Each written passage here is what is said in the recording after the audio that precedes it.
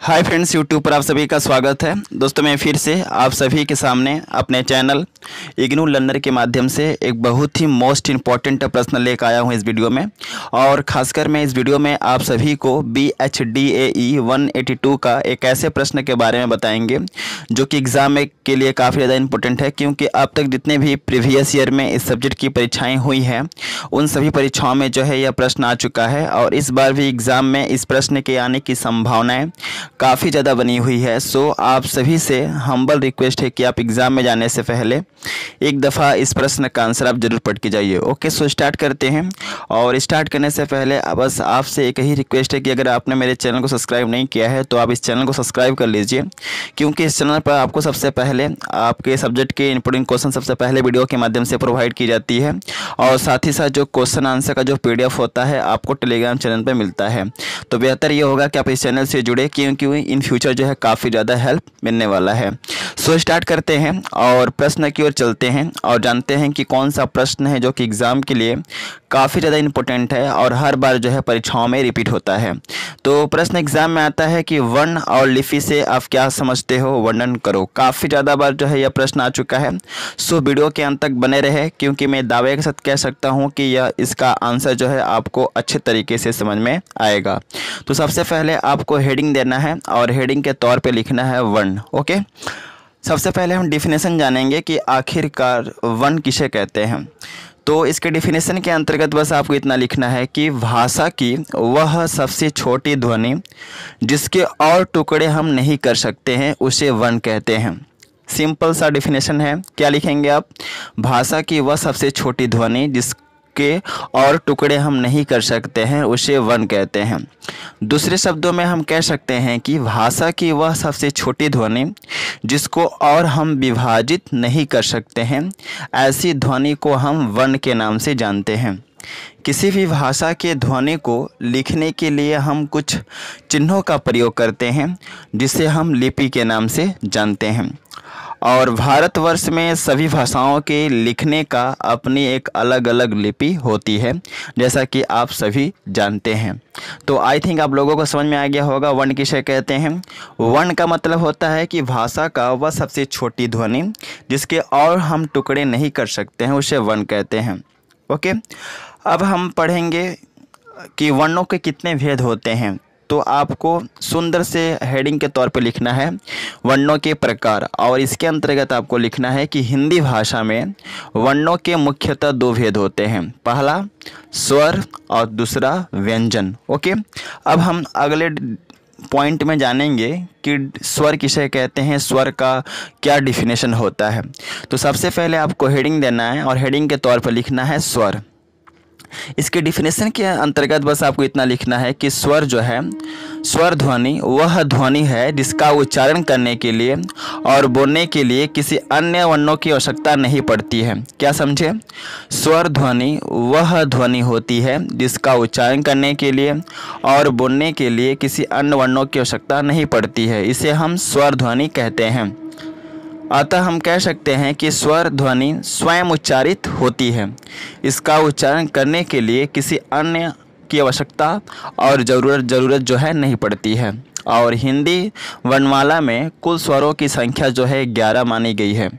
तो समझ में आ गया स्वर किसे कहते हैं। स्वर ध्वनि वह ध्वनि होता है जिसका उच्चारण करने के लिए या इसको बोलने के लिए किसी अन्य वर्णों की आवश्यकता हमें नहीं पड़ती है, जिसे हम स्वर ध्वनि कहते हैं।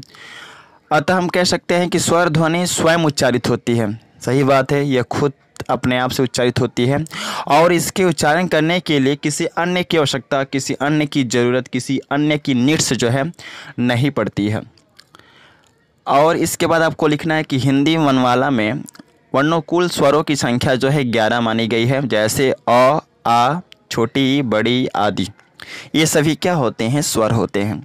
अब आपको अगला डिफिनेशन के अंतर्गत पढ़ना है व्यंजन ध्वनि किसे कहते हैं। हेडिंग देना है हमेशा की तरह और इस हेडिंग के अंतर्गत आपको लिखना है कि व्यंजन ध्वनि वह ध्वनि होती है जिसका उच्चारण करने के लिए और बोलने के लिए किसी अन्य वर्णों की आवश्यकता पड़ती है, जिसे हम व्यंजन ध्वनि कहते हैं। अर्थात हम दूसरे शब्दों में कह सकते हैं कि व्यंजन ध्वनि वह ध्वनि होती है जो स्वरों की सहायता से उच्चारित होती है, यानी कि विद द हेल्प ऑफ स्वर। व्यंजन ध्वनि, जितनी भी ध्वनि है व्यंजन ध्वनि, इसका उच्चारण जो है स्वयं नहीं होता है, बल्कि इसके उच्चारण में किसकी सहायता पड़ती है भाई? स्वर ध्वनि का। इसलिए बोला गया है कि व्यंजन ध्वनि वह ध्वनि होती है जो स्वरों की सहायता से उच्चारित होती है, जिसे हम व्यंजन ध्वनि कहते हैं। और हिंदी वर्णमाला में कुल व्यंजनों की संख्या जो है 33 मानी गई है, जैसे क, ख, ग, घ आदि। एक चीज़ मैं यहाँ पर आपको एडवाइस देना चाहूँगा कि देखिए, एग्ज़ाम में इस सब्जेक्ट का जो प्रश्न पत्र होता है वो 50 नंबर का होता है, और आपको जो है बहुत ही सुंदर ढंग से हेडिंग वाइज, पॉइंट वाइज करके एग्ज़ाम में लिखने होते हैं। ओके, अगर सुंदर ढंग से लिखेंगे तभी आपको एग्जामिनर जो है अच्छा नंबर देगा, अदरवाइज़ जो है आप इस सब्जेक्ट में बैक हो जाएंगे। तो बेहतर ये होगा कि मैं जिस तरीके को फॉलो करके जो है मैं PDF में आप सभी का प्रश्नों का आंसर लाता हूँ, वैसे ही करके आपको एग्ज़ाम में लिखना है, जिससे कि एग्जामिनर आपके लिखने की पद्धति से जो है अट्रैक्ट हो और एग्जामिनर जो है आपको अच्छा नंबर दे, जैसा कि मैं हमेशा अपने PDF में फॉलो करता हूं। तो इस तरह के प्रश्न को हमेशा आपको पॉइंट वाइज जो लिखना है और हेडिंग वाइज ही लिखना है। अब हम अगले पॉइंट में जानेंगे कि लिपि किसे कहते हैं। हेडिंग देना है और हेडिंग के तौर पर लिखना है लिपि। इसके अंतर्गत आपको लिखना है कि हमारे भारतवर्ष में विभिन्न प्रकार की भाषाएँ बोली जाती हैं और लिखी जाती हैं। विभिन्न प्रकार की भाषाओं को लिखने के लिए एक विशेष प्रकार के चिन्हों का प्रयोग किया जाता है, और इन चिन्हों को हम लिपि के नाम से जानते हैं। क्या आपको डेफिनेशन लिखना है? इसके डेफिनेशन के अंतर्गत बस आपको इतना लिखना है कि हमारे भारतवर्ष में विभिन्न प्रकार की भाषाएं बोली जाती है और लिखी भी जाती है। विभिन्न प्रकार की भाषाओं को लिखने के लिए एक विशेष प्रकार के चिन्हों का प्रयोग करते हैं, जिसे हम लिपि के नाम से जानते हैं। अर्थात हम दूसरे शब्दों में कह सकते हैं कि जिस विशेष चिन्हों के द्वारा विभिन्न प्रकार की भाषाओं को लिखा जाता है, ऐसे विशेष प्रकार के चिन्हों को लिपि कहते हैं। जैसे हिंदी भाषा को लिखने के लिए देवनागरी लिपि का प्रयोग किया जाता है, ठीक उसी प्रकार अंग्रेजी भाषा को लिखने के लिए रोमन लिपि का प्रयोग किया जाता है।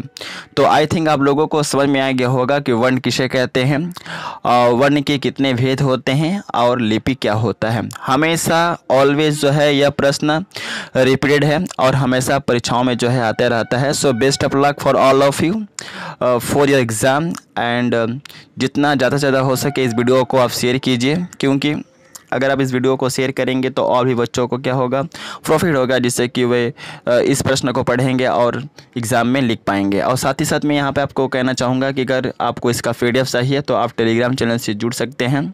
मैं अपने टेलीग्राम चैनल का लिंक इस वीडियो के डिस्क्रिप्शन में दे रखा हूँ, आप जल्दी से उस लिंक पर क्लिक करके टेलीग्राम चैनल से जुड़िए। Okay, so again best of luck for all of you for exam, and thanks for watching my video. जय हिंद, वंदे मातरम।